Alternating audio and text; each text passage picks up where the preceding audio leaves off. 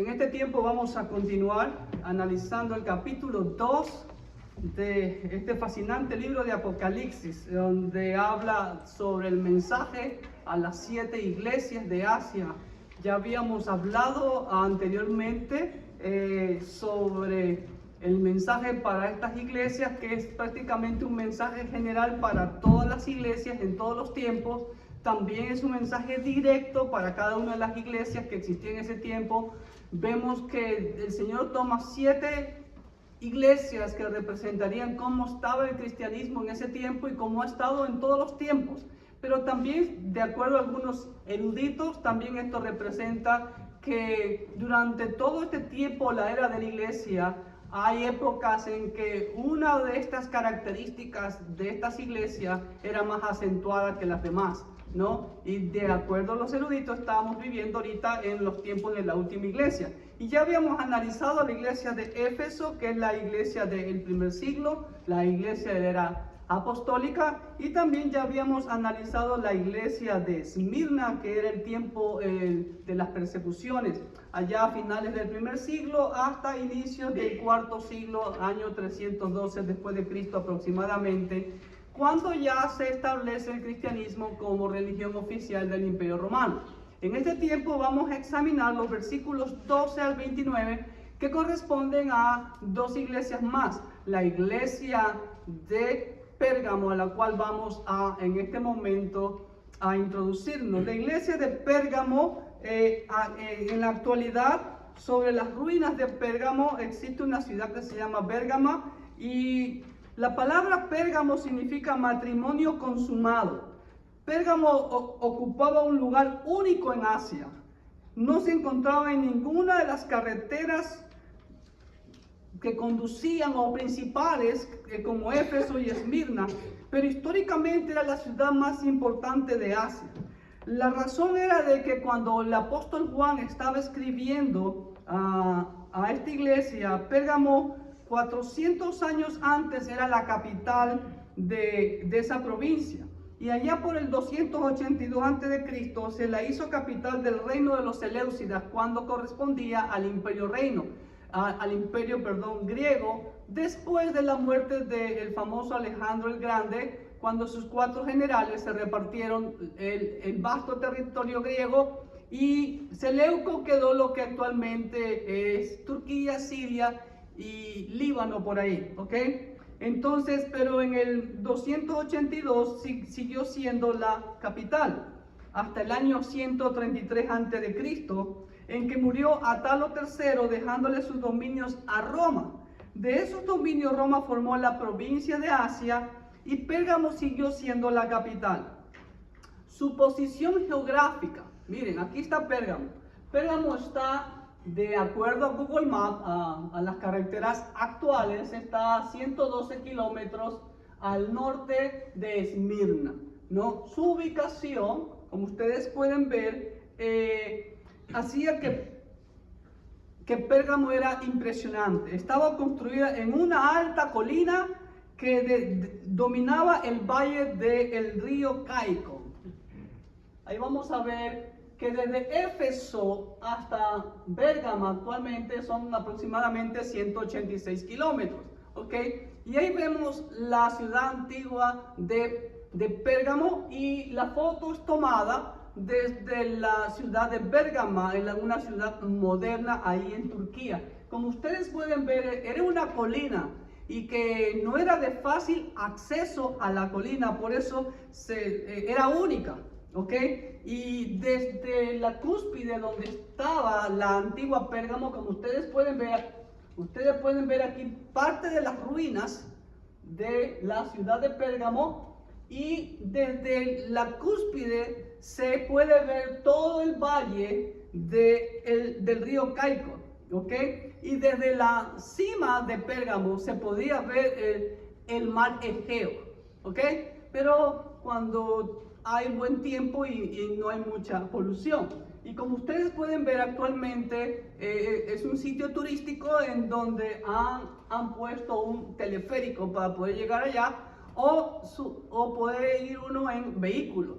Pero son cuestas muy empinadas, y como ustedes pueden ver, hay una muy buena vista de todo el valle, como dice aquí en mis notas, y se ve la bonita ciudad de Pérgamo actualmente.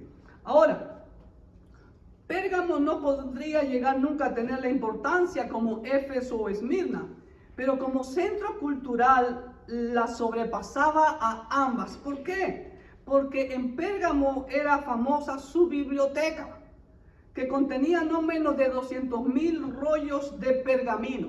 Ojo, escúcheme bien, ahí está vista, miren el anfiteatro siempre usando las laderas de la colina, y en esta ladera no me atreví a bajarla porque era muy empinada y pues me daba un poco de vértigo, ¿ok? Pero siempre usaban las colinas para hacer su concha acústica. Y esta es una foto, una pintura de cómo pudo haber sido la ciudad de Pérgamo en el pasado con su famosa biblioteca. Ustedes pueden ver aquí también. ¿Y por qué era famosa por su biblioteca? Y de hecho, la palabra pergamino viene de la palabra o de la ciudad de Pérgamo, porque el rey Atalo I Sóter, un rey seleuco, tuvo gran admiración, por así decirlo, o tal vez un poco de envidia al conocer la biblioteca de Alejandría, que era la más grande en ese entonces, y él se propuso construir aquí en Pérgamo una biblioteca similar, pero ya no con papiros, porque los papiros eran muy débiles y no duraban mucho. Y ahí es que se construyen lo que hoy llamamos los pergaminos, que se obtenía con pieles de animales, ¿ok? Pero su hijo, el hijo de Atalo I Sóter, Eumenes II, agrandó la biblioteca y por eso era tan famosa Pérgamo. No se hacían los pergaminos, que duran mucho más que los papiros, se hacían de pieles de oveja y de cabra. Ahora, y en lo posterior, el pergamino reemplazó al papiro. Pérgamo era uno de los grandes centros religiosos también, como muchos de los pueblos de la antigüedad. ¿Ok? Ustedes pueden ver aquí en esta pintura, posiblemente este era el famoso templo a Zeus, como lo vemos acá en esta otra réplica. ¿Sí ven? Ese era el famoso templo a Zeus, el dios padre de la mitología griega. ¿Ok? Pérgamo se consideraba la custodia de la manera griega de vivir y del culto griego. Hacia el año 240 a.C. había obtenido una gran victoria contra los salvajes invasores gálatas o galos, y en memoria de esa victoria se había construido el gran templo de Zeus, que estaba delante del templo de la otra famosa diosa Atenea. ¿Ok?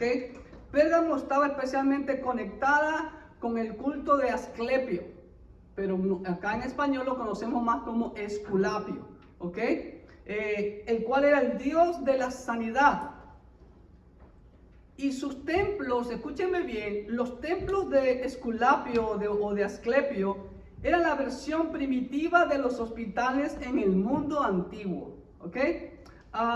Pero la Biblia nos dice en correspondiente a esta iglesia, vamos a tomar lectura. Voy a leer en forma general todo lo que habla sobre la iglesia de Pérgamo para poder tener un mejor conocimiento de lo que estamos hablando.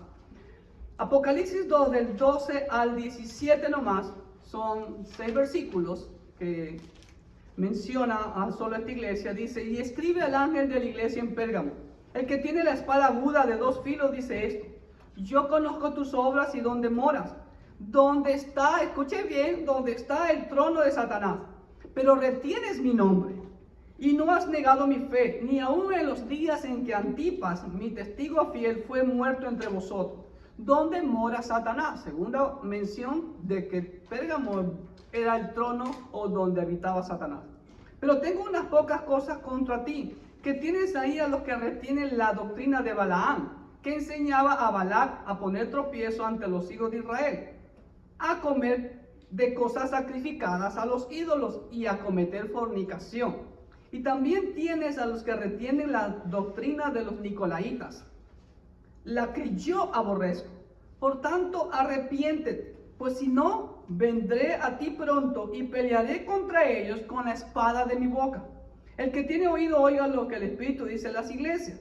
Al que venciere, daré a comer del maná escondido y le daré una piedrecita blanca y en la piedrecita escrito un nombre nuevo, el cual ninguno conoce sino aquel que lo recibe. ¿Ok? Entonces, ¿cuál era el culto que movía a los cristianos a mencionar el trono de Satanás?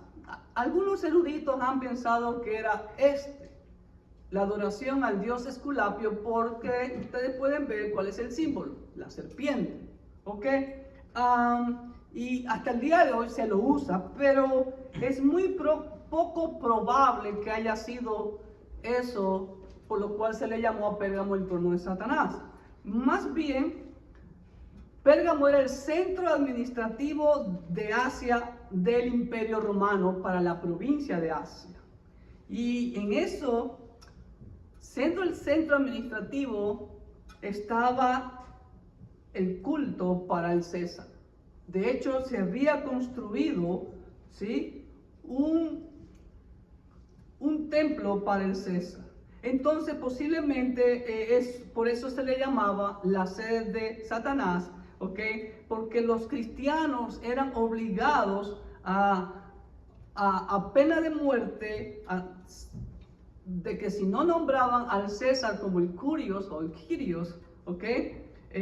Se los llevaba a la muerte. Entonces, tal vez sea eso, ¿ok? Pero bueno, aquí vamos a entrar ahora sí en detalle exegético de cada versículo. Vamos al versículo 12. Déjenme darles tengo también, en la moneda de Pérgamo, esta que se encontró, que no está muy nítida, también estaba esculpida la imagen del dios Esclapio o Esculapio. Y también otro de los dioses que era muy común aquí en Pérgamo era Dionisio, el dios del vino.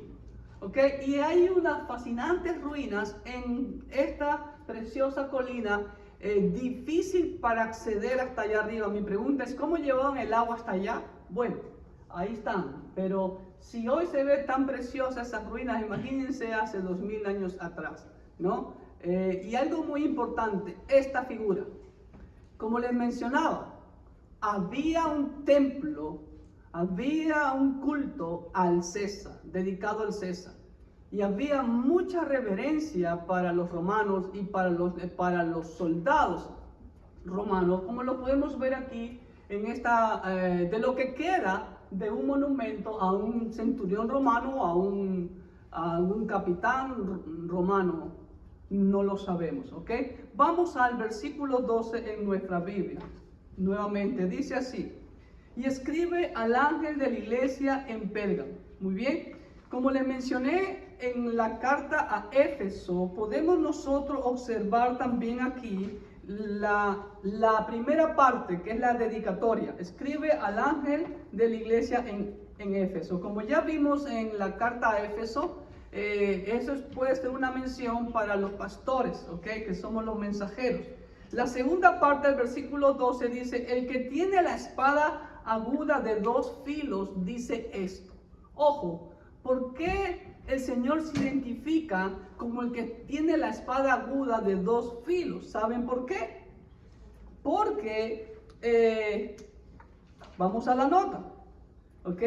Pérgamo era una ciudad muy religiosa y pagana. Había más cultos y templos que en Éfeso. Imagínense, allá arriba en esa pequeña colina. ¿Ok? Ahora, el Señor con la espada se identifica con firme y penetrante severidad. Los gobernadores romanos se dividían en 2 clases. Los que tenían el jus gladi, que era el derecho de la espada, y los que no tenían el derecho a la espada. Interesante, como aquí en Pérgamo, como vimos la foto, que hacían tanta reverencia a los soldados romanos porque tenían espadas, unos para juzgar, otros para no juzgar. Los que tenían el derecho a la espada, escúchenme bien, tenían poder sobre la vida de las personas. Si ellos ordenaban que se lo matara, ¿ok? Su palabra era la sentencia que se ejecutaba en el lugar y en el momento.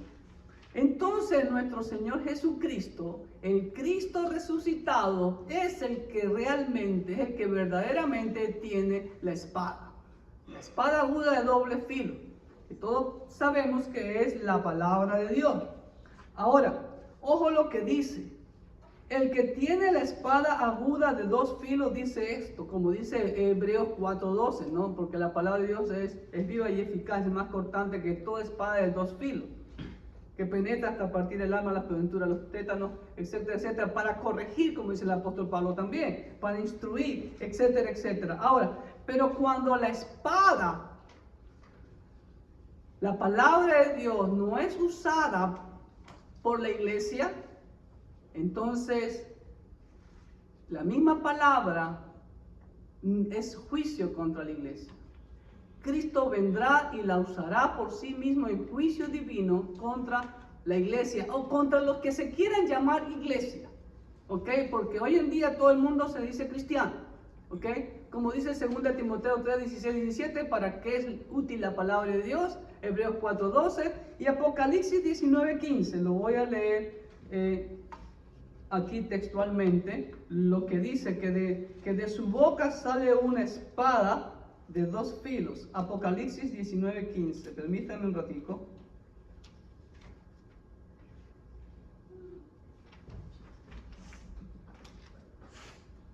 Apocalipsis 19:15 dice así: de su boca sale una espada aguda para herir con ella a las naciones, y él las regirá con vara de hierro, y él pisa el lagar del vino del furor de la ira del Dios Todopoderoso. Entonces, el Señor es el único que tiene la verdadera espada, ¿ok? Que es la que nos transforma, es la que realmente nos vivifica, ¿ok? Versículo 13. Dice así: yo conozco tus obras y dónde moras, donde está el trono de Satanás, pero retienes mi nombre y no has negado mi fe, ni aun en los días en que Antipas, mi testigo fiel, fue muerto entre vosotros, donde mora Satanás. ¿Ok? Nuevamente, ¿cómo empieza el versículo? Dando a conocer el atributo de nuestro Señor Jesucristo, la omnisciencia. Solamente Dios conoce lo que hay en nuestros corazones. Solamente Dios conoce la motivación por la cual usted hace tal cosa en la iglesia. ¿Ok? Así que la Biblia dice claramente: no os engañéis, Dios no puede ser burlado. Todo lo que el hombre siembra, eso cosecha. Ahora bien, después del omnisciente Cristo que conoce nuestras obras, dice: yo conozco tus obras y donde moras, donde está el trono de Satanás. ¿Ok? Vemos que Pérgamo era el centro, como ya lo mencioné hace un momento, era la capital del paganismo. Por eso el Señor la consideró como el trono de Satanás. ¿Ok? Porque era el centro administrativo y de culto a César para Asia. Entonces, aquí también vamos a ver que Satanás, como dice Juan 16:11 y primera de Juan 5:19, que es el que reina en todo el mundo. Eso ya lo sabemos demasiado. ¿Ok? Ahora, pero mira lo que dice el Señor. Ahí viene la aprobación, ¿no? Pero retienes mi nombre. Esa es la tercera parte de cada una de las cartas. La aprobación, ¿no? Retienes mi nombre y no has negado mi fe, etcétera, etcétera. Entonces ahí el Señor, en medio de todo ese paganismo, en el mismo trono de Satanás, como el Señor dice, el Señor levantó una iglesia. El Señor levantó un remanente, ¿ok? A pesar de vivir en un lugar pagano, de persecución y muerte contra los santos. Y el Señor nombra a Antipas. Ojo, interesantísimo, ¿ok? Ni aún en los días en que Antipas, mi testigo fiel, fue muerto entre ustedes. O sea, no decayó vuestra fe a pesar de que vieron morir a un hermano, ¿no? Y ese mártir, Antipas, ¿sí? A quien Cristo plasmó su nombre para la posteridad. Es interesante, hermanos. Hoy en día, aquí en Estados Unidos, y me atrevo a decir que en toda América, no hay persecución de muerte contra los cristianos. Pero ¿cómo está nuestra fe? ¿Cómo está la iglesia? Desde México hasta Argentina, el evangelio llegó hace más de 100 años. Pero ¿cómo está Latinoamérica? Sumergida en la corrupción. ¿Qué significa eso? Que la iglesia no ha impactado a nuestros países. Y muy por el contrario, la cultura, la tradición, la corrupción, la contaminación, la mundanalidad se ha metido dentro de la iglesia. Pero aquí este remanente fiel, a pesar que vivía en el mismo trono de Satanás, el Señor le elogia y le dice que han retenido su nombre y no han negado su fe. ¿Cómo estamos hoy en día nosotros? Versículo 14. Pero tengo unas pocas cosas contra ti, que tienes ahí a los que retienen la doctrina de Balaam, que enseñaba a Balac a poner tropiezo ante los hijos de Israel, a comer de cosas sacrificadas a los ídolos y a cometer fornicación. Aquí viene el pero. ¿Qué es el pero? La denuncia. ¿Ok? Jesús reprocha a los hermanos de Pérgamo. ¿Por qué? Mira lo que dice. Porque tienes ahí a los que retienen. Tienes es tiempo presente continuo. ¿Cuál era la doctrina de Balaam? La doctrina de Balaam la podemos ver claramente en Números capítulo 22 al capítulo 25, cuando el rey de Moab, Balac, contrató para que venga a maldecir a Israel. Pero Dios se lo impidió. Todos conocemos esa historia. Pero permítame leerle solamente unos versículos en Números 25 del 1 al 3. En Números 25 del 1 al 3 dice así. Números 25, del 1 al 3. Moraba Israel en Sitín, y el pueblo empezó a fornicar con las hijas de Moab, las cuales invitaban al pueblo a los sacrificios de sus dioses, y el pueblo comió y se inclinó a sus dioses. Así acudió el pueblo a Baal Peor, y el furor, la ira de Jehová se encendió contra todo Israel. Ahora miren lo que dice Moisés también ahí en Números capítulo 31, versículo 16, más adelantito. Número 31, 16, dice así. He aquí, por consejo de Balaam, esas mujeres, las moabitas, fueron causa de que los hijos de Israel prevaricasen contra Jehová en lo tocante a Baal Peor, por lo que hubo mortandad en la congregación de Jehová. Y ahí Dios da la orden de matar a todos. Interesante. Entonces vamos a la nota y vamos a una meditación. Jesús reprocha a los hermanos de Pérgamo, ya que tienen a los que retienen, o sea, están enseñando y están ganando la batalla ahí en la iglesia. O sea, están ganando terreno, retienen, está todavía ahí la falsa doctrina de Balaam. ¿Ok? Es decir, los hermanos eran permisivos. Sabían que estaban haciendo las cosas malas, pero todo el mundo se hacía la vista gorda. ¿Sí? Eran permisivos con esta falsa doctrina que retenía con fuerza a la iglesia, haciendo daño a la iglesia. Balaam enseñaba que no era malo comer los sacrificados a los ídolos, que no era malo casarse con gente de otro pueblo y que su doctrina era correcta. Selah. Hoy en día no pasa lo mismo.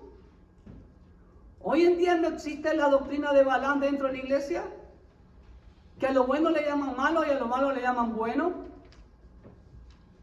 Hoy en día hemos convertido iglesias en discotecas, en centros de entretenimiento, en show. Eso no es la iglesia no es para eso. La iglesia no es para entretener a nadie. Ahora usamos la palabra inclusivismo, hay que ser inclusivista para tratar de ganar a las personas. No hay de malo tatuarse. dicen por ahí, supuesto siervo de Dios, ¿ok?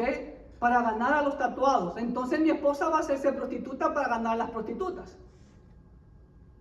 Es un razonamiento del diablo, maquiavélico. Y lamentablemente eso está sucediendo en las iglesias, en algunas iglesias.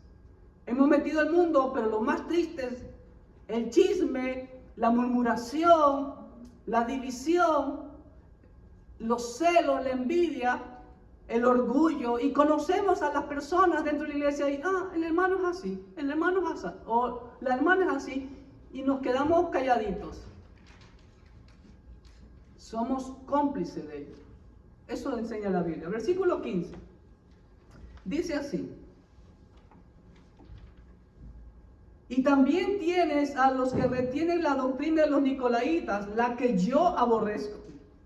Sigue el Señor denunciando, sumado a la falsa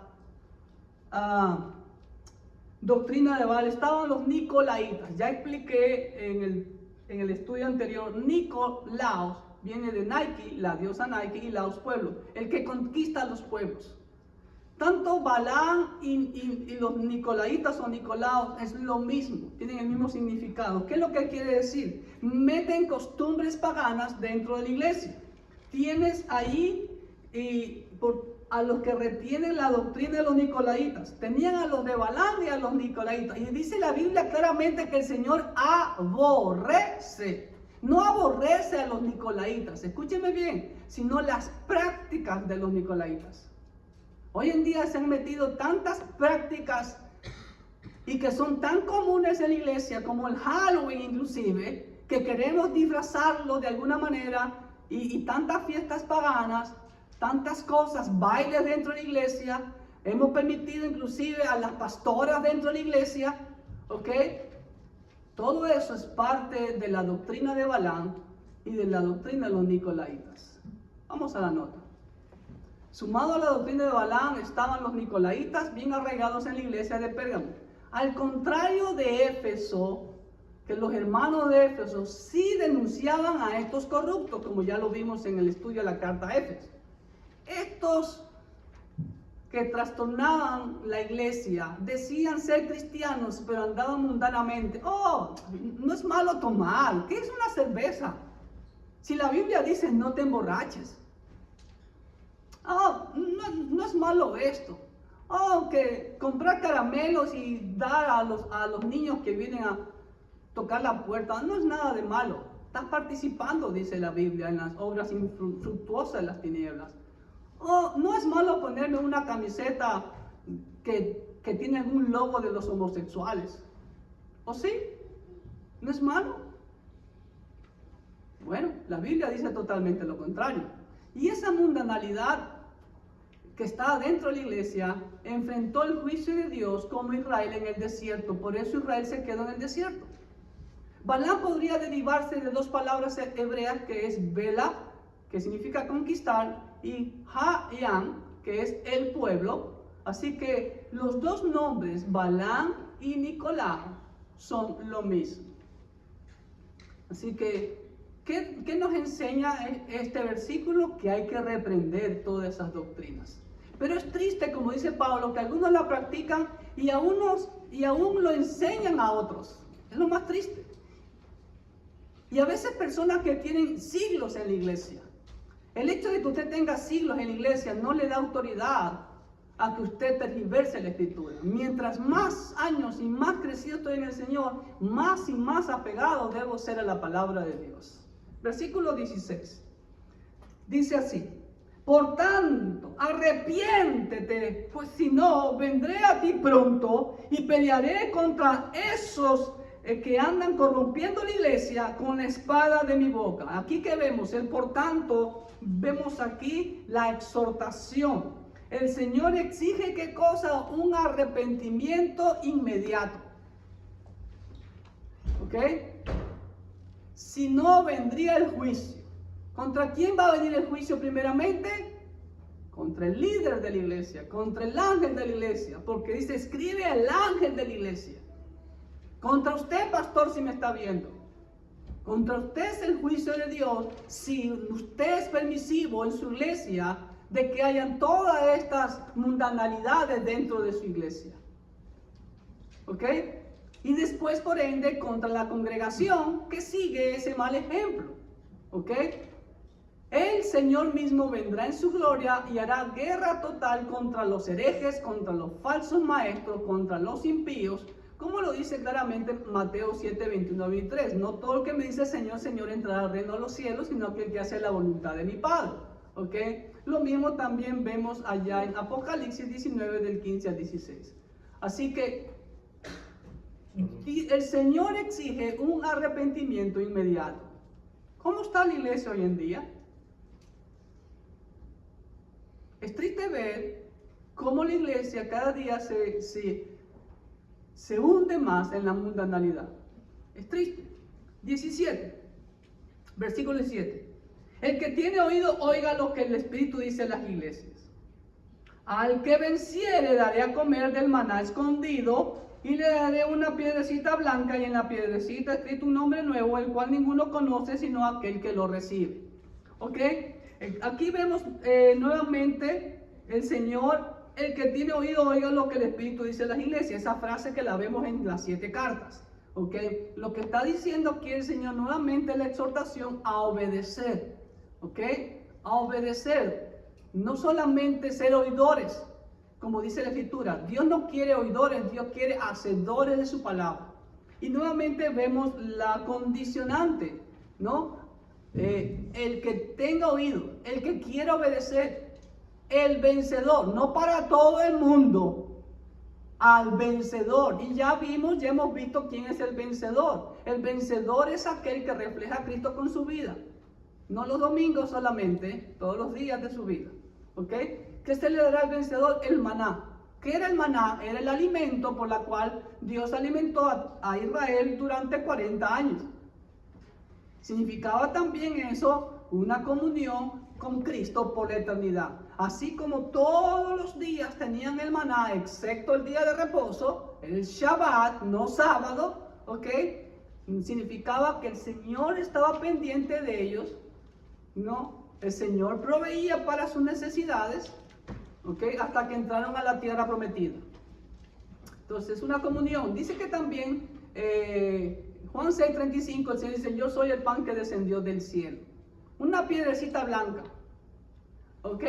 Puede referirse a que los cristianos vamos a juzgar aún a los ángeles. ¿Por qué? En los tiempos bíblicos, algunos ciudadanos eran admitidos a los circos con un trozo de pan y una piedrecita blanca. ¿Ok? Y también se le daba la piedrecita blanca a los ganadores. O sea, solo los que tenían la piedrecita blanca entraban a la celebración de ese evento. Esto figura la entrada gratuita que el cristiano tiene en celebración de la segunda venida de Cristo. ¿Ok? Y dice que en la piedrecita blanca viene un nombre nuevo. ¿Qué quiere decir eso? Si usted ha estudiado la Biblia, vemos que desde que Dios llamó al primer hombre para hacer de él una nación santa, a Abraham, Dios le cambió el nombre a Abraham. ¿Ok? Lo mismo a Jacob, después le cambió el nombre a Israel. ¿Qué significaba eso? El nuevo nombre, primero, recuerden, los reyes del pasado también hacían lo mismo. Si usted ve el libro de Daniel, Daniel y sus amigos fueron cambiados su nombre judío por nombres caldeos. ¿Ok? Aún el rey Nabucodonosor le cambió el nombre al rey de Israel cuando lo impuso como rey y le puso Sedequías. ¿Ok? Significaba propiedad. Tú me perteneces. Y qué maravilloso pertenecer a nuestro Señor. Pero también en griego hay 2 palabras para referirse a nuevo. O sea, puede ser algo nuevo, pero ya es muy conocido por todos. Como por ejemplo, un nuevo teléfono. Oh, ya hay teléfonos celulares. ¿Ok? Una nueva Biblia. Oh, ya sabemos que hay Biblias. Pero la palabra aquí connota algo nuevo que nunca ha existido. ¿Ok? Entonces, las personas cuando por primera vez vieron un vehículo en las calles, allá en Francia, dice que cuando fue la primera ocasión que vieron un vehículo, hasta algunas mujeres se desmayaron porque nunca en su vida habían visto un vehículo, un coche rodar. ¿Ok? Entonces, ese nombre nuevo significa totalmente una nueva persona, ningún rasgo de la vieja vida. Este nombre suyo y mío ya está viciado por el pecado. ¿Ok? Y el Señor nos va a dar un nuevo nombre, ¿no? De intimidad y comunión entrañable personal con Él, como lo dice Apocalipsis 21:5. Apocalipsis 21:5 dice así: y el que estaba sentado en el trono dijo: he aquí, yo hago nuevas todas las cosas. Y me dijo: escribe, porque estas palabras son fieles y verdaderas. ¿Sí ve? Como por ejemplo, nosotros no conocemos ese cielo nuevo y nueva tierra que el Señor nos dice. No podemos imaginar nomás. ¿Ok? Entonces, con eso hemos llegado a el final de la carta a Pérgamo. Entonces, hagámonos un autoexamen. ¿En qué nos parecemos a la iglesia de Pérgamo? ¿Ok? ¿Estamos de pronto reteniendo doctrinas mundanas? Entonces, el Señor nos dice: arrepiéntete. ¿Ok? Antes que venga la palabra mismo, y la palabra mismo te va a juzgar. Versículo 18, ahora vamos a empezar la carta más larga de las 7 iglesias. La iglesia a Tiatira, el mensaje a la iglesia de Tiatira, es la más larga de todas las cartas dirigidas, pero es la iglesia menos importante de las 7 ciudades, como ciudad. Estoy hablando como ciudad, ¿ok? Tiatira está ubicada, vamos ahora a Tiatira, ¿ok? Como ustedes pueden ver, vamos así: Éfeso, Esmirna, Pérgamo, Tiatira, Sardes, Filadelfia y Laodicea, ¿ok? Entonces, Tiatira, como ustedes pueden ver, en la actualidad está sobre ella la ciudad de Aquisar, ¿ok? Y Tiatira estaba ubicada en el largo valle que conecta los valles de los ríos Hermo y Caico, por los que ahora pasa el ferrocarril. Y era su posición geográfica lo que le daba su importancia. No era una montaña, era un valle, Tiatira. ¿Okay? Como ustedes pueden ver aquí, es un valle totalmente abierto. Estratégicamente, la importancia de Tiatira le venía de ser la puerta de acceso a Pérgamo por el lado oriental, como ustedes pueden ver. ¿Dónde está? Aquí está Pérgamo, ¿sí ven? Y Tiatira. ¿Ok? Y el nombre Tiatira aparece en la Biblia. ¿En qué libro aparece? Aparece en el libro de Hechos, ¿no? Allá en Hechos capítulo 16, donde Lidia era original de esta ciudad, ¿no? Y ella vendía púrpura. Y Tiatira se caracterizaba por eso, por los tintes, ¿ok? Ahora, de Éfeso a Tiatira, como ustedes pueden ver por las rutas actuales, son 155 kilómetros, ¿ok? La ruta más corta.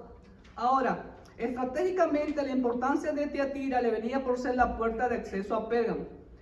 Tiatira no tenía ninguna importancia por motivos religiosos, interesantísimo. Tenía un héroe que se llamaba Tirignos, ¿ok? Del cual no he encontrado ninguna ilustración de Tirignos, ¿ok? Al que se representaba en las monedas a caballo y blandeando una hacha de guerra y un garrote. Lo único notable acerca de Tiatira desde el punto de vista religioso es que tenía un altar de adivinación que presidía una pitonisa llamada Zambate, o Zambate como le llaman otros, ¿ok? Lo único que sabemos era un gran centro comercial, especialmente en la industria del tinte. Habían comercio de lana, también habían trabajadores de la piel, de lino. El bronce no era la especialidad, pero habían asociaciones de trabajadores, por gremios de trabajadores, sindicatos de trabajadores de cada una de estas industrias, ¿ok? Alfareros, panaderos y traficantes de esclavos. Ahora, ¿cuál era la amenaza? para Tiatira. Lo vamos a ver a la luz de los versículos siguientes. Entonces vamos a ver Tiatira, como les digo, y coincidentemente, parece irónico, pero como dicen las notas, es la ciudad o la ciudad menos importante, y parece que hasta el día de hoy, porque casi no hay ruinas de la antigua Tiatira, ¿ok?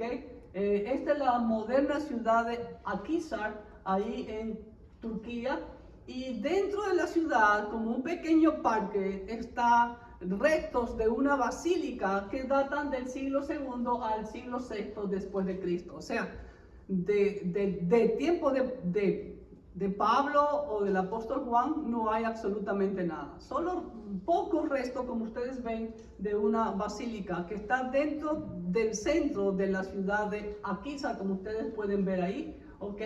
Y ustedes pueden ver las ruinas abandonadas prácticamente, ¿ok? Estaban casi todas tiradas. Como ustedes pueden ver, estos bellos arcos estaban tirados. Ya voy a decir por qué estaban tirados, ¿ok? Ustedes pueden ver los edificios modernos de la ciudad de Akhisar. Ahí vemos algunas excavaciones, pero nada grande, como les digo, y ahí hay un rompecabezas grande que la hermana Yoko estaba tratando de ver si los ordenaba, ¿ok? Pero ahora, para motivo de este estudio, me meto y veo, mi amor, tenemos que ir nuevamente. Ahora ya han ordenado todas las columnas, ya las han puesto. Estas fotos son del año pasado. Mira, todas estas que estaban en el piso, claro, han tenido que unirla con cemento y hacer el resto actual de las partes. Todas las partes que están con gris, como ustedes pueden ver aquí, son hechas ahora para poderle darle forma o darle a la forma original de la misma. Ok, y vemos los dioses griegos. Zeus era el principal dios, ¿no? Y de ahí era el padre de todos los dioses, inclusive de este galán de aquí que se llama Apolo, que era el dios de la belleza, ¿ok? Ahí hay una estatua completa de Apolo. Ahora sí, vamos a nuestras notas. Versículo 18. Y escribe el ángel a la iglesia de Tiatira: el Hijo de Dios, el que tiene ojos como llama de fuego y pies semejante al bronce bruñido, dice esto. Nuevamente vemos primeramente la dedicatoria al ángel de la iglesia, al pastor posiblemente. Vemos la descripción: el Hijo de Dios, el que tiene ojos como llama de fuego. Ok, es la única mención en todo el libro de Apocalipsis de esta frase, el Hijo de Dios. Qué interesantísimo. Vuelvo y le repito, como lo dije en el estudio pasado, Apocalipsis no es un libro al azar, lo que sí es totalmente muy entrelazado, y aún los nombres de las iglesias tienen que ver algo con la descripción del Cristo resucitado del capítulo 1, como ya lo mencioné, ¿no? Y tiene que ver con lo que acontecía en esa ciudad, con el peligro que había en esa ciudad contra la iglesia. Por eso les mencioné de Apolos, porque Apolos era el hijo de Zeus. Y por eso el Señor empieza diciendo: el Hijo de Dios, el que tiene ojos como llama de fuego. ¿Por qué? Porque Apolos era la deidad principal ahí, ¿ok? Entonces, cuando dice el Hijo de Dios, se refiere a la deidad de Cristo y a la soberanía de Dios en todo lugar. Y mire lo que dice la segunda parte de la descripción: ojos como llama de fuego. No es que los ojos del Señor son llamas de fuego. Ahí está la figura de dicción llamada símil, como, semejante, parecido, algo que parece llama de fuego, ¿ok? ¿Qué representa eso? Sugiere la penetración profunda que el Señor puede hacer en los corazones. Recuerde que el fuego derrite todo, ¿ah?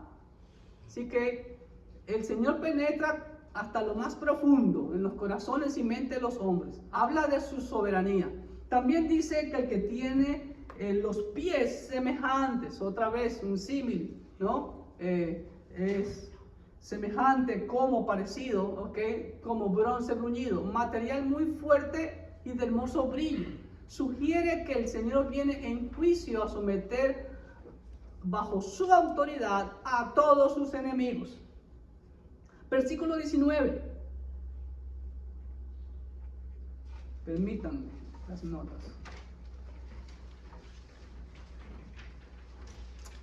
Dice, bronce bruñido, les decía también que no era el fuerte de Tiatira, la industria del bronce, pero sí había un gremio de ellos ahí, ¿ok? Ahora, versículo 19, yo conozco tus obras. Nuevamente, ¿qué vemos ahí? La omnisciencia del Señor Jesucristo. El Señor Jesucristo conoce cada motivación de nuestras vidas, por lo que hacemos o lo que no hacemos. Yo conozco tus obras y amor y fe y servicio y tu paciencia, y que tus obras postreras, tus obras últimas son más que las primeras. Wow, el Cristo omnisciente. Ojo, miren lo que dice ahí, las obras. Ojo con ello, ¿ok? Yo conozco tus obras, palabra que se repite 2 veces, obras. La ilustración que ustedes ven ahí es la parábola de las 10 minas allá en Lucas capítulo 19, versículo 16 al 19. El Cristo omnisciente conoce las obras de todos. Vemos el énfasis y la palabra y en cada una de sus obras. Ahora, estas obras, ¿por qué eran motivadas? Ojo, lo que había perdido la iglesia de Éfeso, el amor. Imagínense, en la iglesia de Tiatira había amor. Y eso era originada por la fe. Eran dinamizadas por el servicio y eran ejecutadas con la paciencia que solo Dios da. Ellos iban de menos a más de lo que hacían para Dios. Muchas veces los cristianos o algunas iglesias empiezan con un alto nivel, pero después disminuyen. ¿Qué podemos meditar aquí? Las obras son productos de ese amor. Recuerde que no tenemos una religión, tenemos una relación de amor basado en ese inmenso e infinito amor que el Señor ha derramado sobre nosotros, como dice el apóstol Pablo en 1 de Juan capítulo 4. La expresión más sublime del amor está en 1 de Juan 4. ¿Ok? Dios es amor y por eso hacemos todo lo que hacemos. Y el Señor elogia aquí también a la iglesia de Tiatira por ese amor, esa fe y como consecuencia, obras, frutos. ¿Ok? Entonces, si no hay frutos, no hay entonces ¿qué? Amor al Señor. Versículo 20. Pero tengo unas pocas cosas contra ti, que toleras que esa mujer Jezabel, que se dice profetiza, enseñe y seduzca a mis siervos a fornicar y a comer cosas sacrificadas a los ídolos. Muy bien, aquí viene la denuncia. ¿Se dan cuenta? Después de la aprobación viene la denuncia. El pero, tengo esto contra ti. Nuevamente, ¿qué pasaba en Tiatira? Algo parecido en Pérgamo. ¿Ok? Aquí nombra toleras y está en tiempo presente. Todavía estaban tolerando, ¿no?, a esa mujer Jezabel. ¿Ok? Ahora, literalmente, ¿en dónde hemos escuchado el nombre Jezabel? Bueno, se nos viene a la memoria Primera de Reyes con el rey Acab, la esposa malvada, pagana, idólatra de el rey Acab del reino del norte. Ahora, el Señor le reprocha la acción continua de tolerar a Jezabel, ¿ok? Que enseñaba también lo mismo, ¿sí? A decir que no es malo hacer tal cosa, no es malo tal cosa, no es malo tal cosa, ¿no? Lo mismo como vemos hoy en día. El Señor reprocha la acción continua de tolerar a Jezabel. Nuevamente, la iglesia de Tiatira con la de Pérgamo se parecen. Eran permisivos hacia el pecado. Recuerde lo que dice la Biblia: un poquito de levadura leuda toda la masa. Ay, pero no es nada, pastor. Bueno, sigamos así, ¿ok? Ahora, Jezabel pudo haber sido una mujer o un grupo de mujeres que influenciaban grandemente y arrastraba a un gran número de la iglesia para el camino del mal. Recuerde lo que la Biblia nos enseña desde el Edén. El tremendo poder de influencia que tienen las mujeres. Pero ese poder puede ser para bien o para mal. Como en este caso, es para mal, lamentablemente. Ahora, puede haber una similitud a la malvada esposa del rey Acab. Allá en 1 Reyes 16:31 podemos ver eso. Se autoproclamaba profetisa. Hoy en día también vemos eso. Tan fuerte era su influencia que enseñaba y seducía a fornicar con el mundo y a la idolatría. Escúchame bien, aún dice, le enseñaba y le seducía a sus siervos, a las cabezas, a los líderes y por ende la congregación. ¿Qué dice 1 Corintios 10:20? 1 Corintios 10:20, permítanme leerlo. 10:20. Dice así: antes digo que lo que los gentiles sacrifican, a los demonios los sacrifican, y no a Dios. Y no quiero que ustedes se hagan partícipes con los demonios. La Biblia es clara, como también lo dice Efesios 5:11 y Santiago 4:4. Ya lo vamos a mencionar en el siguiente versículo, creo que lo tengo. O en el 20, más adelante, en el 24-25. ¿Ok? Versículo 21, en la Biblia dice así: y le he dado tiempo para que se arrepienta. Nuevamente el Señor sigue con la denuncia.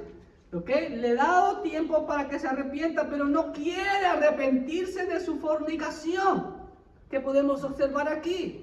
Nuevamente, la misericordia del Señor. Vemos ese principio. Le da tiempo para que se arrepienta. Dios le ha dado a la humanidad tiempo suficiente para que se arrepienta.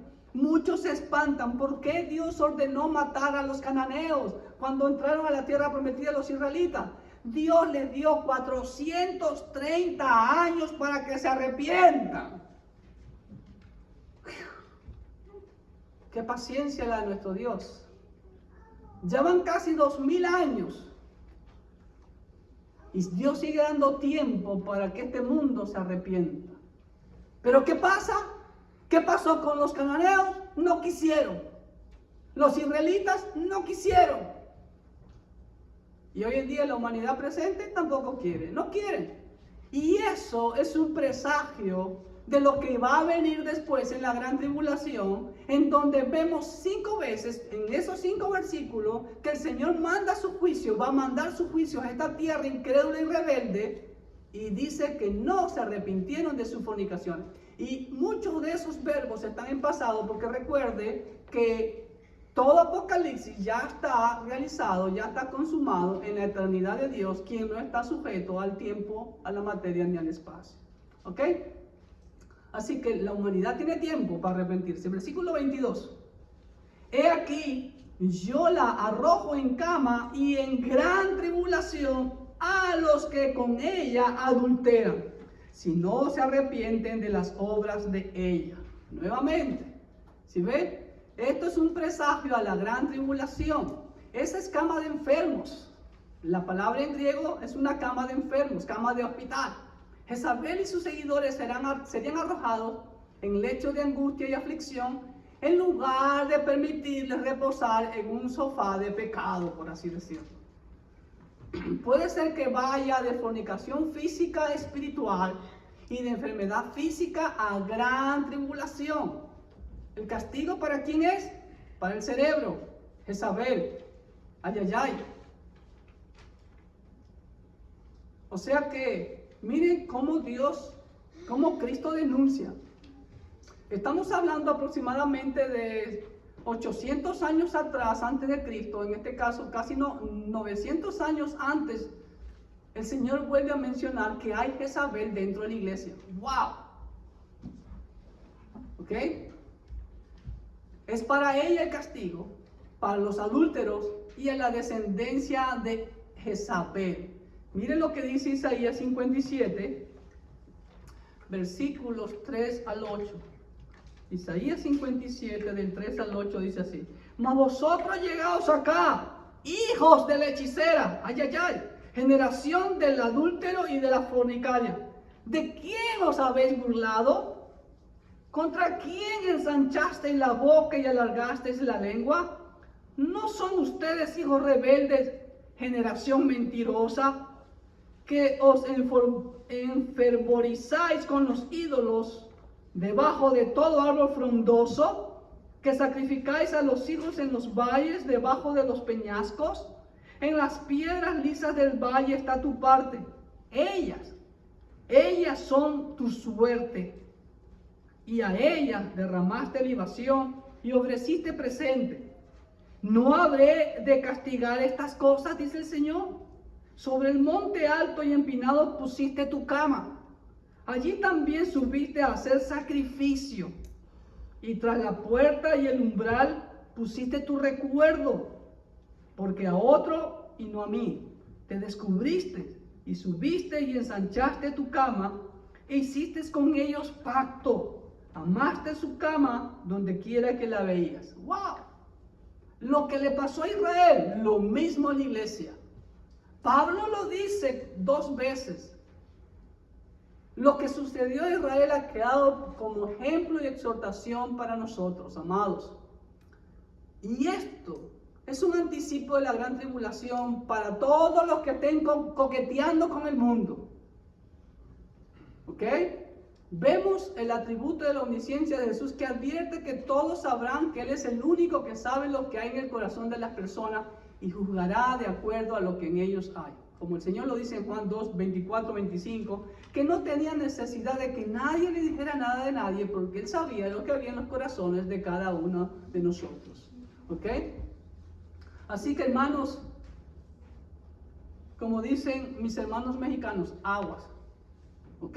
No hay que ser tolerantes.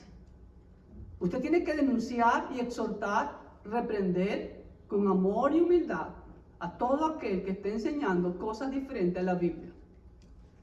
Eso es lo que la Biblia me enseña. ¿Ok? Pero como dice Proverbios 9, del 7 al 8, usted escoge ser sabio o insolente. Aceptando la exhortación, usted es sabio. Pero si la rechaza, eso dice la Biblia. Versículo 24 y 25. El 23 no lo leí. Dice, y a sus hijos heriré de muerte y todas las iglesias sabrán que yo soy el que escudriña la mente y el corazón. Y os daré a cada uno según sus obras. Como dice Gálatas 6, 7. Versículo 24 y 25. Pero a ustedes y a los demás que están en Tiatira, a cuantos no tienen esa doctrina y no han conocido lo que ellos llaman las profundidades de Satanás. Escuchen bien esto.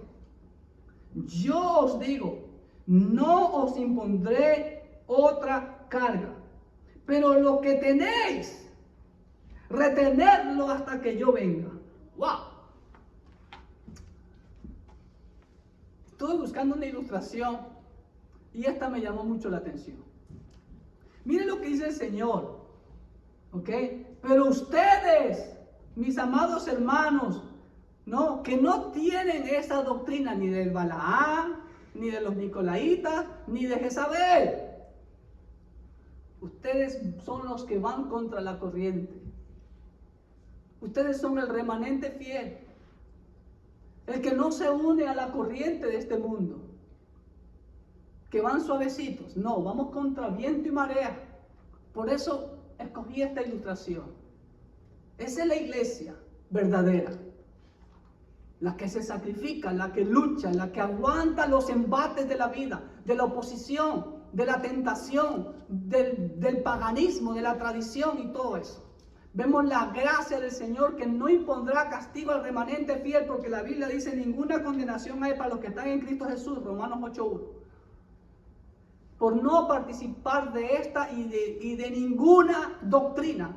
Escúcheme bien, que la Biblia le llama las profundidades de Satanás. ¿Saben lo que quiere decir? Que toda doctrina, escúcheme bien, que no va de acuerdo a la Biblia es del diablo. Eso dice aquí claramente la Biblia. Efesios 5:11 dice nuevamente: reprendedlas. Efesios 5:11. Efesios 5:11 dice así: y no participéis en las obras infructuosas de las tinieblas, sino más bien reprenderlas. Santiago 4:4 dice claramente: oh almas adúlteras, ¿no sabéis que toda amistad con el mundo es enemistad contra Dios? Si tú quieres hacerte amigo del mundo, te conviertes en enemigo de Dios. Así dice la Biblia, no dice Primera de Clever 4:4. ¿Ok? Pero se les ordena a los hermanos, a este remanente fiel, a este remanente que lucha contra la corriente, que se mantengan fieles hasta el fin. Iglesia, verdadera iglesia, mantente fiel hasta el fin. Porque recuerda que con toda prueba el Señor da la salida. ¿Lo crees? ¿Crees la promesa de Dios? Que Él dice que nadie te arrebatará de su mano. ¿Crees que lo que Él dice que te ha dado ese espíritu de dominio propio, de poder? ¿Lo crees? ¿Crees lo que realmente lo decimos de la boca para afuera? Todo lo puedo en Cristo que me fortalece. ¿O lo decimos, como dice aquí una hermana, del diente al labio? Hay que perseverar hasta el final, porque el verdadero cristiano persevera hasta el final. 26. Escuche bien: al que venciere y guardare mis obras hasta el fin, yo le daré autoridad sobre las naciones. Nuevamente, la parábola de las 10 minas. Cuidado, usted vaya a estar así, Cuidado. ¿Sí ven? Cuidado, algunos están roncando espiritualmente, ¿ok? Ojo, por eso puse ojo. La promesa no es solamente para el vencedor, sino el vencedor que lleva frutos hasta el fin. Muy claro, el hombre no es salvo por obras. Nuestras obras, como dice uno de los profetas, son trapos de inmundicia para el Señor, ¿no? La fe, la gracia que ha derramado el Señor en mí me lleva a producir obras, como dice Efesios 2:10.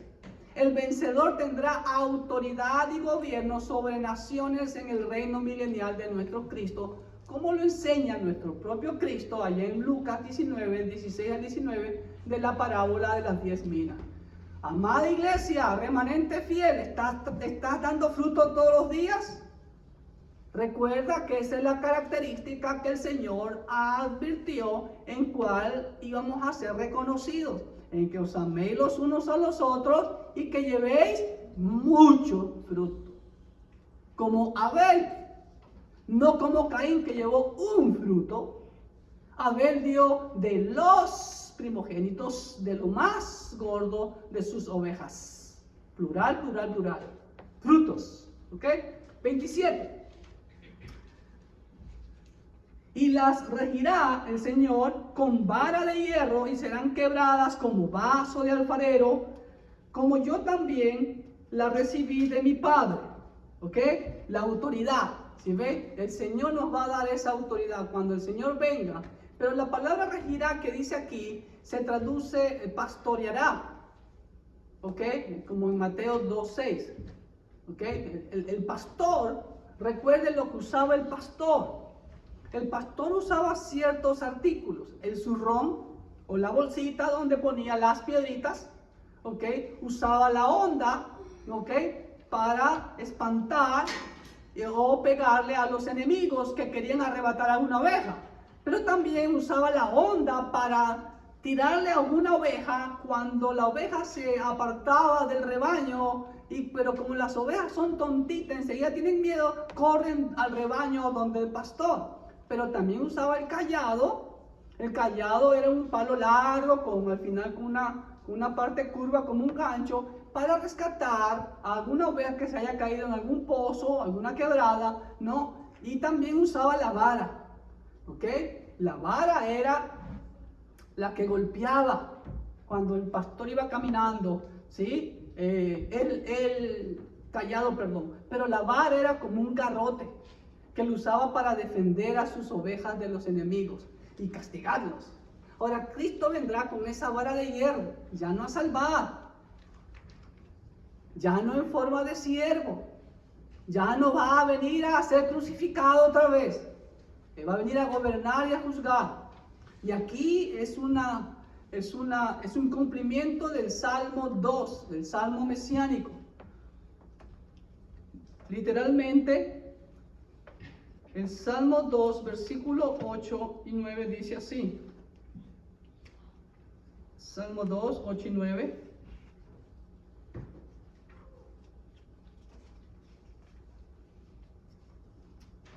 Permítanme, ahora sí se abrió. Dice así: pídeme y te daré por herencia a las naciones, y como posesión tuya los confines de la tierra. Los quebrantarás con vara de hierro, como vasija de alfarero los desmenuzarás. Como les he dicho muchas veces, aproximadamente el 75% de toda la escritura del Nuevo Pacto es mención del Antiguo Pacto. Las naciones rebeldes serán quebrantadas como vaso de alfarero, es decir, en una forma violenta y rápida. La autoridad completa que el Rey de Reyes ha recibido es del Padre, y a su vez Cristo la ha derramado sobre el vencedor. Como dice Romanos capítulo 8, somos más que vencedores en Cristo Jesús. No en nuestras fuerzas, cuidadito, en Él. Esa victoria ha sido imputada en nosotros. Pero esa victoria no es para enorgullecernos, esto, lo otro. Esa victoria es para que así como Cristo venció el pecado, venció la muerte, venció la tentación, venció a Satanás, venció a todos los obstáculos para poder llegar a cumplir la misión por la cual vino, así también usted tiene que hacerlo. ¿Ok? Versículo 28. Dice en la escritura: y le daré la estrella de la mañana, ¿ok? Al vencedor, no para todo el mundo. ¿Cuál es la estrella de la mañana? ¿Qué significa eso?